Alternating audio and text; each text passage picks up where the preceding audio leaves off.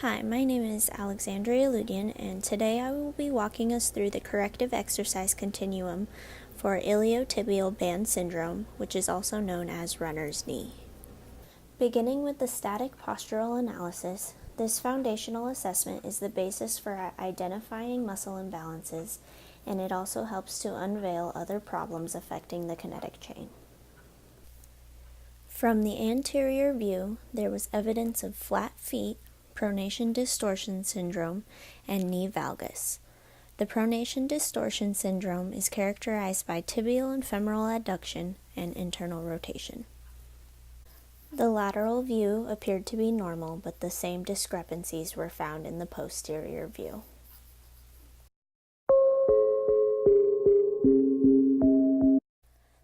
The findings from both the overhead squat assessment and the single leg squat test made the discrepancies more pronounced.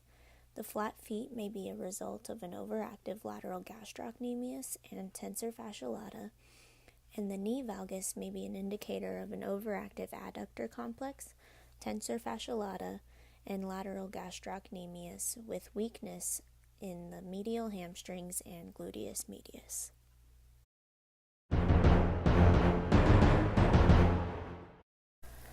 Following the transitional movement assessments, the client also performed the tuck jump tests for a dynamic movement assessment.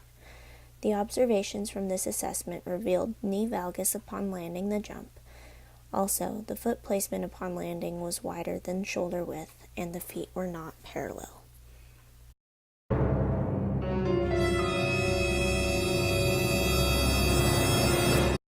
For the range of motion assessment, hip abduction and knee extension were measured.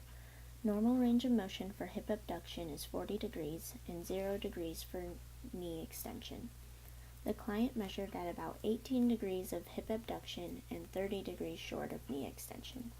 As predicted in the preceding assessments, a tight adductor complex may be the cause for this decreased range of motion, and the lateral gastrocnemius may be preventing full extension of the knee. The final test in the physical assessment is manual muscle testing. Manual muscle testing is a comprehensive and integrated assessment that provides an indication of inhibited or altered neuromuscular recruitment. When impairments in the human movement system occur, muscle balance, muscle recruitment, and joint motion are altered. With iliotibial band syndrome, inflammation and irritation occurs at the distal end of the IT tendon.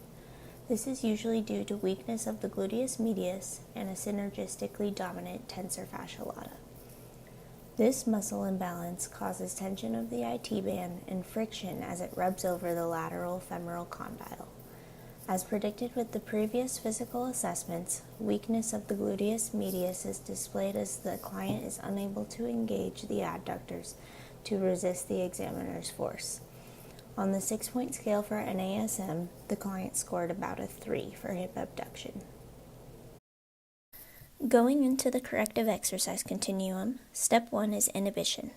This phase in the continuum serves to decrease overactivity of neuromyofascial tissue by means of self-myofascial release. In treatment for IT band syndrome, the TFL, adductor complex, and lateral gastrocnemius are the culprits for overactivity. The client should perform SMR on each muscle for about 30 to 90 seconds, emphasizing focus on trigger points in order to break up and release the fascial adhesions. This will improve the muscle's ability to lengthen, moving into the next phase of the continuum.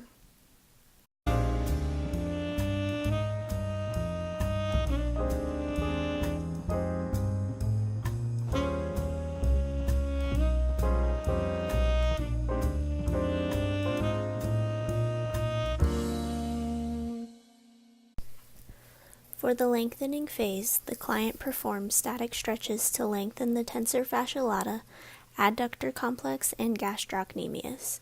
Stretching exercises are used to increase joint ranges of motion that are limited by tight neuromyofascial tissues. Stretching can be performed daily, and the NASM recommends 1 to 4 repetitions of 30-second holds for each stretch.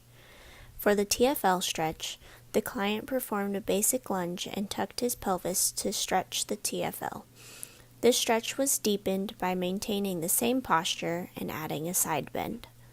The adductor complex was stretched using a basic side lunge. This can be deepened by placing the hands for support on the floor instead of the thigh. Lastly, the gastrocnemius was stretched in a forward lunge with the hands against the wall. From this position, the client can flex the back knee slightly and stretch the soleus muscle as well.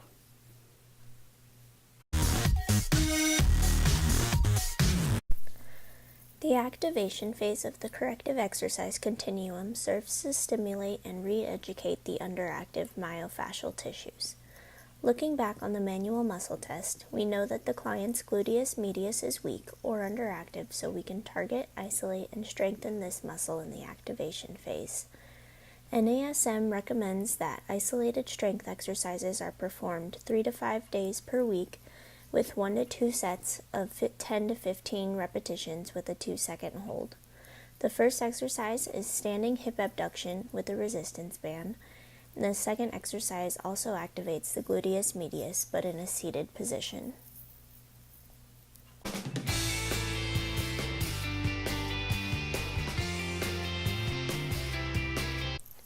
Lastly, integration techniques are utilized in the final phase of the corrective exercise continuum. Integration exercises are purposed for re-educating the human movement system back into a functional, synergistic movement pattern. These types of exercises incorporate dynamic, full-body movements in order to enhance functional capacity and increase multiplanar neuromuscular control. A progression also exists within these techniques.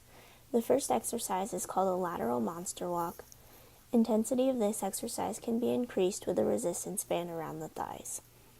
The exercises can become more advanced by incorporating more dynamic movements in different planes of motion. The lateral hop with stabilization and the 180-degree jump are examples of progression. By adding in a single leg base of support and cutting rotational maneuvers, the exercises become more challenging.